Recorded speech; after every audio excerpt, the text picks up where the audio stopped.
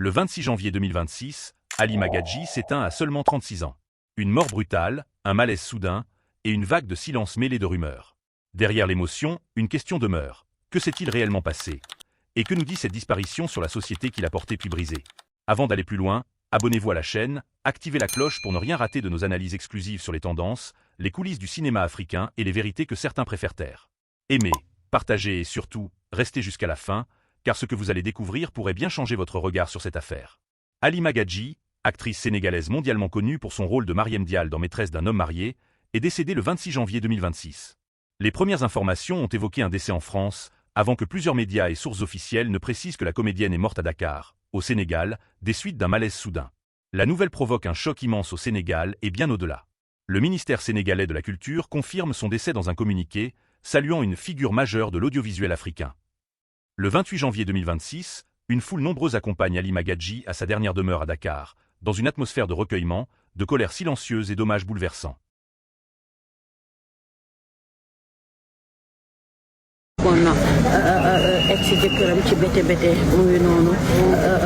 Le monde cinéma masse mën naa ne wala li nga xam ne moo di monde showbiz parce que artiste acteur politicien ñëpp ñu ngi fii taxaw tey ngir accompagner ko jusqu'à demeure bu mujj. ndeysaan. ñu ngi noonu di zikar ndànk ci dugg ci ànd ak li nga xam ne moom moo di mbooloo mi ngir dem jébbal ko li nga xam ne moom moo di borom. mu nekk moment yu triste mu nekk moment yu dur di wax ne ñun ñëpp fii la ñuy mujjee maas moo tax nay rafet rek àdduna bi dara jaru ko nañu yéenante ñun ñëpp jàmm nañu yaatal xol yi li ñu yéene suñu bopp ñu koy yéene suñu moroom yi lu ñu yéene suñu bopp ñu koy yéene suñu mbokk yi. Je pense que c'est important parce que lii xale yi rek kay dem ndaw ñi ñu ngi dem bu baax a baax donc àdduna bi dara jaratu ko fi. àdduna bi mu ngi noonu dugalaat nañ ko ci corbillard baa ngi noonu di duggaat ci li nga xam ne moom moo di cimetière bi di koy yóbbu. c'est vraiment dur yal na nekk nooflaayam yal na nekk li nga xam ne moo gën ci moom waaye tamit yal na nekk li nga xam ne moom mooy li koy noppal muy aljana këram mare mun ñu bëggalee ci àdduna bi yal na ko yàlla bëggalee foofu ci àllaaxira ni ñuy seetaane ay œuvre am suñuy xol di sedd ñuy kontaan yal na ko fa yàlla bëggalee moom it tegal ko fa mbégte bu bare.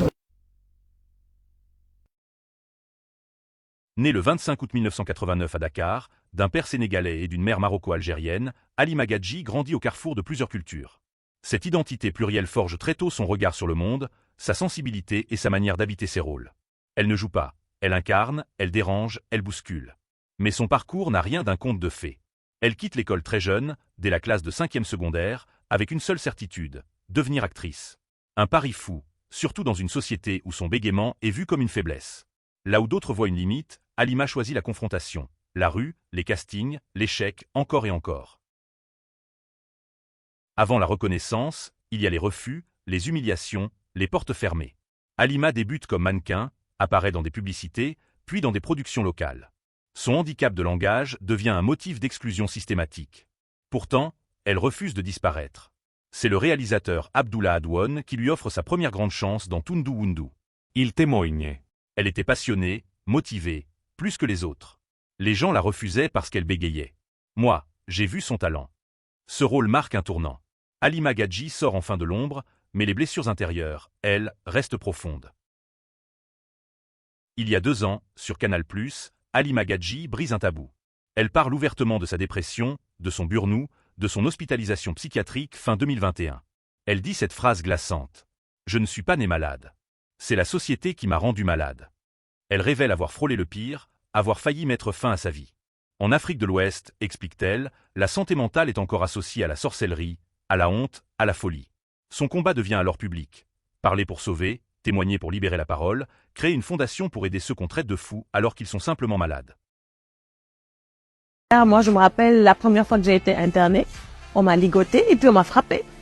Bon, ma famille, je les en ai voulu un peu parce que quand j'étais petite, on me disait pas vraiment ce que j'avais.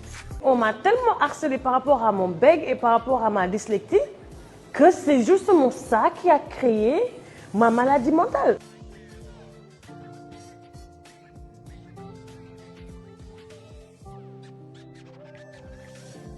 Qu'est-ce qui a été le plus dur à ce moment-là? Le regard et le jugement des autres ou la gestion familiale de ce mal? Le regard et le jugement des autres. Sinon, ma famille a toujours été là pour me soutenir. Bon, ma famille, je les en ai voulu un peu parce que quand j'étais petite, on me disait pas vraiment ce que j'avais. J'ai toujours été protégée. On me disait pas vraiment ce que j'avais. Parler. Je sais que parler fait partie des thérapies qui m'ont aidée. Parce qu'à un moment donné, j'avais honte de dire mon mal par peur d'être rejetée. Mais la première fois que j'ai osé dire que je souffre de troubles de personnalité, c'est comme si j'avais dégagé une partie du mal que j'avais. Et c'est ça, je crois que parler m'a libérée. Le métier de psychologue est très important en Afrique, mais je trouve que on ne met pas assez la lumière sur eux. Pour que les gens puissent comprendre que c'est important d'être suivi par un psychologue et ce n'est pas parce que vous voyez un psychologue que vous êtes fou. La médecine traditionnelle a ses réalités, je ne les néglige pas, mais pas pour mon cas.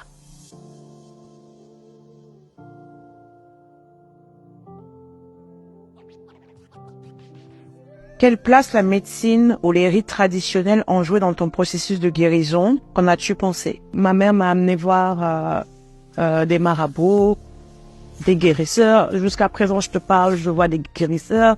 Souvent, j'ai droit à des bains de protection, mais en ce moment-là, ce n'était pas ça dont j'avais réellement besoin.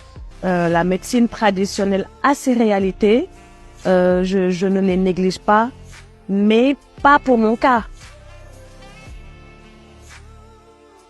À l'hôpital psychiatrique de Dakar, moi, je me rappelle la première fois que j'ai été internée, on m'a ligoté et puis on m'a frappé.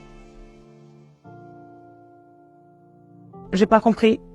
J'étais en crise. C'est vrai que j'étais en crise. En ce moment-là, j'aurais pu prendre un couteau, faire du mal à quelqu'un, mais j'aurais plutôt préféré recevoir des injections qui me calment que d'être ligotée et frappée. À un moment donné, même un jour, ma mère est venue me voir. Je lui ai dit, sors-moi de là, sinon je sortirai pire que comment je suis rentrée. Parce que voilà ce qu'on me fait.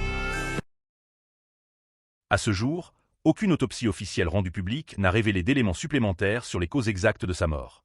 Les autorités parlent d'un malaise soudain. Mais l'histoire d'Halima Gadji pose une question plus large.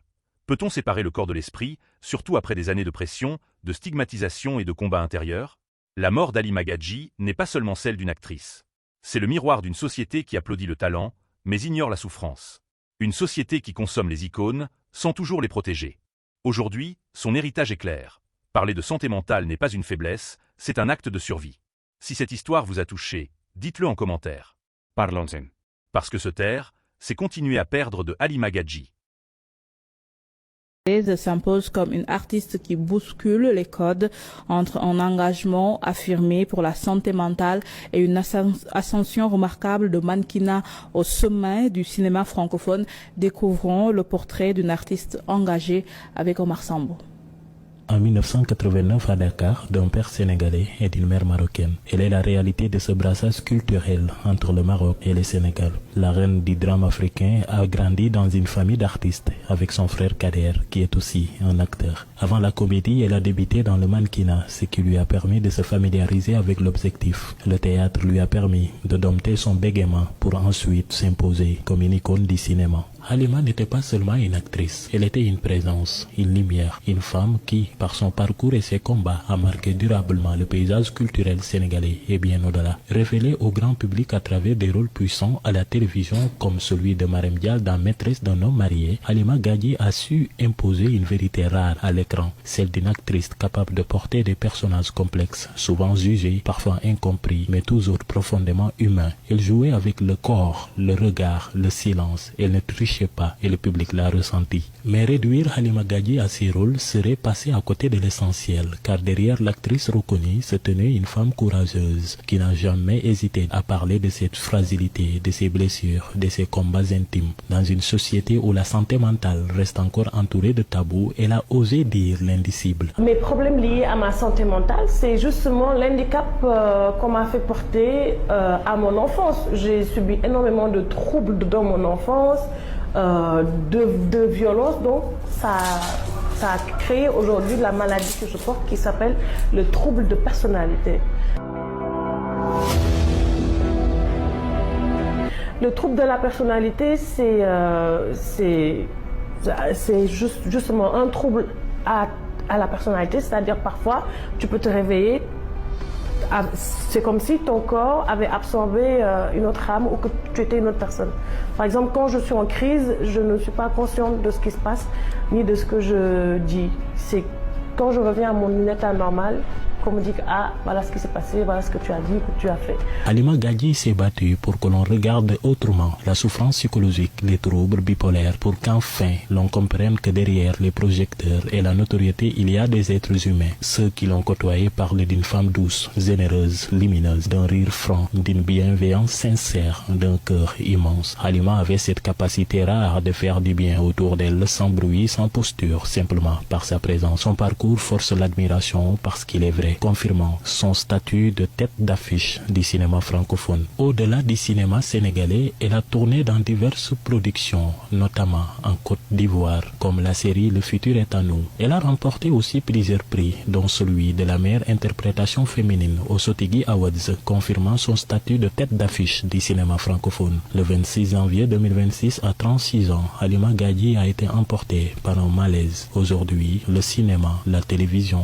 et le public perdent une artiste précieuse, une étoile. Mais son héritage demeure dans ses rôles, dans ses prises de parole, dans toutes les personnes qu'elle a touchées sans même le savoir. Nous présentons nos condoléances à sa famille, à la République et à l'Afrique. Le collectif des acteurs et actrices sénégalais de l'audiovisuel du cinéma vous font part du décès de notre sœur, amie et collègue Halima Gadji, survenue ce lundi 26 janvier à Dakar. La levée du corps aura lieu à la mosquée du cimetière musulman de Yoff à 11h, suivi de l'enterrement. Les condoléances seront reçues donc à la SICAP Foire, à côté de la résidence 4 Fleurs. Le CASAC présente ses sincères condoléances à la famille et aux amis de la défunte, paix à son âme et que la terre lui soit légère. Et tout juste après ce journal, vous pourrez suivre un entretien qu'elle nous avait accordé à l'occasion du 8 mars. Au Sénégal, le trouble dépressif s'impose de plus en plus comme un enjeu majeur de santé mentale à raison de sa fréquence élevée et de ses lourdes répercussions sur les individus et les familles et les sociétés. Face à cette situation préoccupante, des Sénégalais ont exprimé leur avis et leur inquiétude. Écoutons leurs réactions recueillies au micro d'Abdou Karim Diagne.